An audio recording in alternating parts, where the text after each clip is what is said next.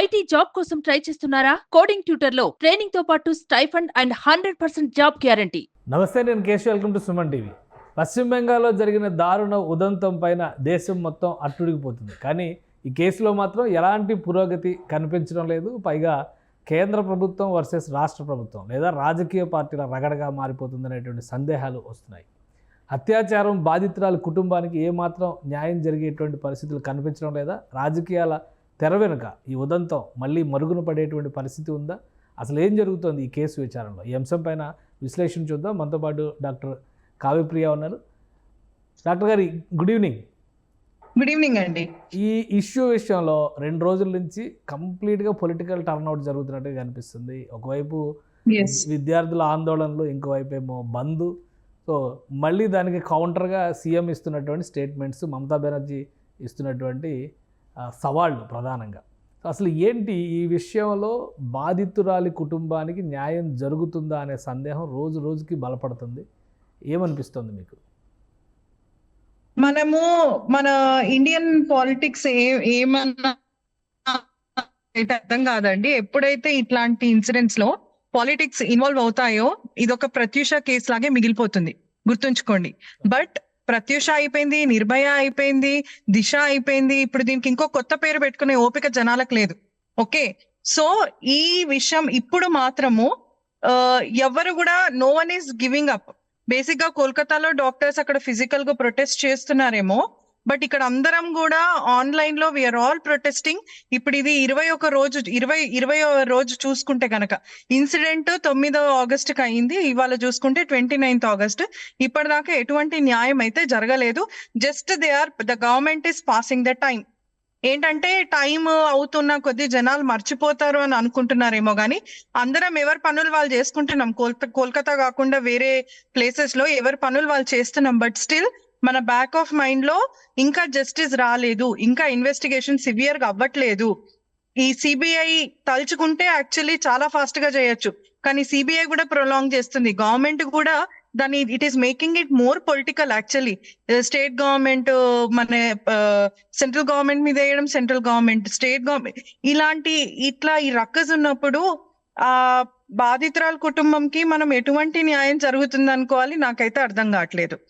కానీ ఒకటంటే రిపోర్ట్స్ విషయంలో కానీ అసలు ఫస్ట్ ప్రైమ్ ఆఫీస్ ఇన్సిడెంట్ జరిగిన తర్వాత రికార్డ్ అయినటువంటి ఎవిడెన్స్లో కూడా చాలా అనుమానాలు ఉన్నాయి. ఆల్రెడీ ఇప్పుడు లై డిటెక్టర్ టెస్టులు చేశారు. ఎక్కడా క్లారిటీ రాలేదా ఇట్లా ఇష్యూలో?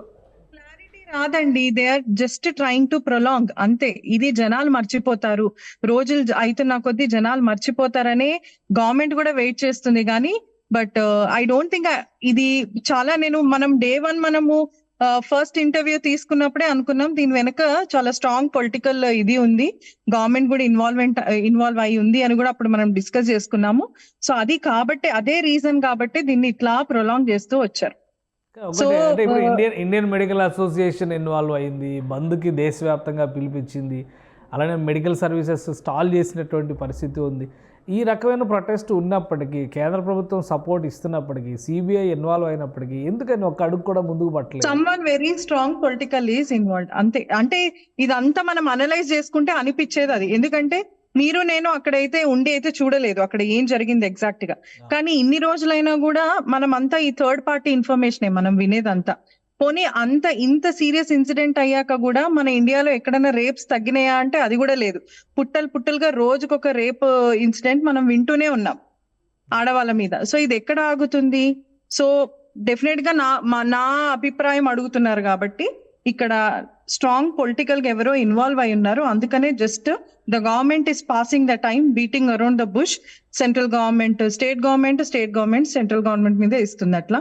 సో నిజంగా ఇది మన డెమోక్రటిక్ కంట్రీ కాబట్టి జనాలందరూ ఒకటైతే సాధించలేదంటూ ఏదీ లేదు. నేను చెప్పదలుచుకునేది అయితే అది.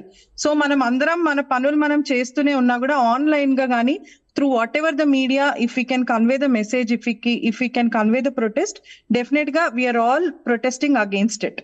ఇప్పుడు ఇన్వెస్టిగేషన్ అందరూ ఎవ్వరు మర్చిపోలేదండి ఆ ఇన్సిడెంట్, ఎవ్వరు మర్చిపోలేదు. ఇది 20th డే ఇప్పటి వరకు కూడా కొంచెం కూడా ప్రోగ్రెస్ అవ్వలేదు అంటే ఇట్ ఈస్ వెరీ బ్యాడ్.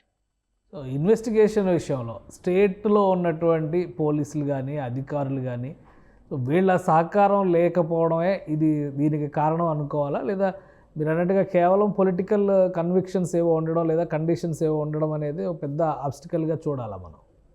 ఇక్కడ power is playing a very big role if you can see it properly.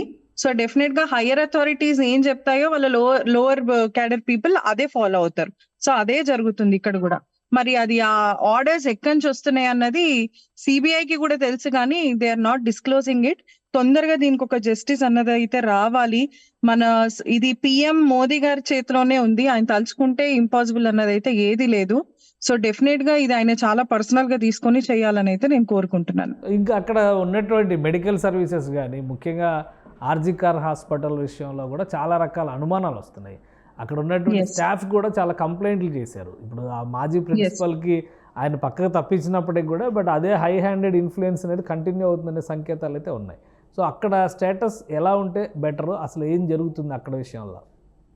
ఇప్పుడు కోల్కతా మొత్తం అదే కాలేజ్ ఉందా, అదే మెడికల్ కాలేజ్ ఉందా అంటే కాదు కదా. నాకు అనిపిస్తుంది ఫర్ అట్లీస్ట్ అ మంత్ ఆ కాలేజ్ ఆర్ హాస్పిటల్ సీజ్ చేసి అసలు మొత్తము మన రూట్స్ నుంచి అక్కడ అసలు ఏమేమి ప్రాబ్లమ్స్ ఉన్నాయి అన్ని తవ్వకాలు చేసి అసలు ప్రాబ్లం ఏంటి ట్రాక్ చేసి ఎక్కడెక్కడ ఏ లెవెల్లో ప్రాబ్లమ్స్ ఉన్నాయి, ఎవరెవరు ఇన్వాల్వ్ అయ్యారు. సో ఆ సిస్టమ్ అంతా ఒక 1 month or 2 months ఆపేసి మొత్తం ఇన్ఫర్మేషన్ అంతా బయటికి లాగి, అంతవరకు ఈ సేవలు అన్నవి ఏమి నిలిచిపోవండి. చాలా హాస్పిటల్స్ ఉన్నాయి. ఈ పబ్లిక్ అందరినీ అక్కడ వైపు తరలించవచ్చు. ఇదే హాస్పిటల్లో సేవలు చేయాలని అయితే ఏం లేదు. సో డెఫినెట్ గా దాన్ని ఒక 1 month or 1.5 months సీజ్ చేసి మొత్తము రూట్ లెవెల్ ఇన్వెస్టిగేషన్ చేసి అసలు ఎవరెవరు ఇన్వాల్వ్ అయి ఉన్నారు, పొలిటికల్ గా ఎవరు ఇన్వాల్వ్ అయి ఉన్నారు, లేకపోతే ఆ కాలేజ్ లో స్టాఫ్ లో ఎవరు ఇన్వాల్వ్ అయి ఉన్నారు, అది మొత్తం సిబిఐ ట్రాక్ చేయాలని అయితే కోరుకుంటున్నాం. సో ఇక ఇన్వెస్టిగేషన్ విషయంలో కూడా సిబిఐకి ఒకవైపు నుంచి ఇన్వెస్టిగేషన్ టాస్క్ ఇస్తూనే మరోవైపు నుంచి సేఫ్టీ పాయింట్ ఆఫ్ వ్యూలో మెడికల్ స్టాఫ్ కానీ అలానే జూనియర్ డాక్టర్స్ పర్టికులర్గా మెడికల్ కాలేజ్ స్టూడెంట్స్ విషయంలో ఆ వర్క్ ప్లేసెస్లో జరుగుతున్నటువంటి పరిస్థితులపైన అధ్యయనానికి సుప్రీంకోర్టు ఒక కమిటీని కూడా అపాయింట్ చేసింది. ఆల్రెడీ తెలుగు డాక్టర్స్ కూడా 2 ఉన్నారు అందులో. సో ఈ ఆస్పెక్ట్లో చూసినప్పుడు ఓన్లీ ఆర్జికర్ హాస్పిటలే కాకపోవచ్చు, దేశవ్యాప్తంగా మెడికల్ కాలేజ్ ఎన్వైరన్మెంట్ మీద ఇప్పుడు స్టడీ చేయాల్సిన పరిస్థితి వచ్చింది. ఈ విషయంలో మీ అభిప్రాయం ఏంటి? ఈ విషయంలో నా అభిప్రాయం అంటే ఇప్పుడు నేను ఈ ఫీల్డ్ లో ఉన్నా కాబట్టి నేను చాలా వింటూ ఉంటా. బట్ ఇంత వరస్ట్ గా అయితే నేను ఎక్కడ వినలేదు, ఇంత వరస్ట్ గా అయితే ఎక్కడ జరగలేదు. ఇంత వర్స్ట్ ఉంటదని కూడా నేనైతే అనుకోను. చాలా స్టేట్స్ ఉన్నాయి మన ఇండియాలో. సౌత్ ఇండియా డెఫినెట్ గా సేఫ్ అనే అనుకోవచ్చు. బట్ కొంచెము I feel north India is కొంచెం అన్సేఫ్ అని అనిపిస్తుంది. ఇలాంటివి జరిగినప్పుడు ఇంకా అనిపిస్తుంది. సో ఎస్, ఇంత దారుణంగా అయితే ఎక్కడ ఉండరండి. చిన్న చితక ఉంటాయి, ప్రతి కాలేజ్ లో ఉంటాయి. అది దట్ ఈస్ లైక్ అది కాలేజ్ లైఫ్ లో that is part and parcel. కానీ ఇది కూడా మేము థర్డ్ పార్టీ నుంచి విన్నదే. ఇదంతా మేమేమి వెళ్ళి డైరెక్ట్ గా చూసింది కాదు. But the activities which are going in the college comparatively అక్కడి సిచ్యుయేషన్స్ కంటే మన తెలుగు రాష్ట్రాల్లో కావచ్చు చాలా సేఫ్ అదైతే నేను 100% రాసిస్తా. Extremely safe. ఓకే.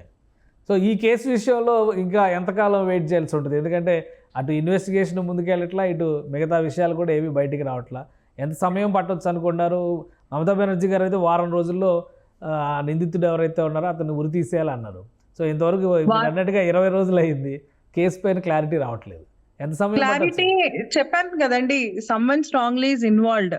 సో ఇది అంటే మనం తొందరపడి కూడా ఇట్లా ఎన్కౌంటర్ లో అట్లాంటివి కాకుండా ప్రాపర్ ఎవిడెన్స్ కూడా వాళ్ళు తీసేశారు కదా. ఇన్సిడెంట్ అయిన వెంటనే ఎవిడెన్స్ కూడా దే స్మాష్డ్ ఇట్ ఆఫ్.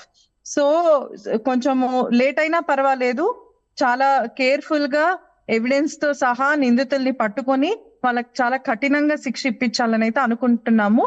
మేమైతే we are not going to give up. Every day the count down is going on. Today is the 20th day. The count down will still go on until the justice is obtained. Right. Thank you Kavya garu మీ అభిప్రాయాన్ని తెలియజేసినందుకు. కోల్కతాలో జరిగినటువంటి incident దేశం మొత్తాన్ని కదిలించేటువంటి సంఘటన. 20 రోజులైనా కానీ ఒక్క అడుగు కూడా ముందుకు పడకపోవడం అనేది బాధాకరమైనటువంటి సందర్భం అని కావ్య గారు విశ్లేషిస్తున్నారు. అలానే పొలిటికల్ ఇన్ఫ్లుయెన్స్ ఇందులో చాలా కీలక పాత్ర పోషిస్తుంది కాబట్టి కేంద్ర ప్రభుత్వ జోక్యం అవసరమయ్యేటువంటి అవకాశాలు కనిపిస్తున్నాయి. అప్పటి వరకు ఆందోళనల్ని విరమించే ప్రసక్తి లేదు. ఆన్లైన్ ప్లాట్ఫామ్స్ మీద కూడా తమ నిరసనను తెలియజేస్తూ ఉంటామని కావ్య గారు విశ్లేషిస్తున్నారు. ఇది స్పెషల్ డిస్కషన్. Keep watching.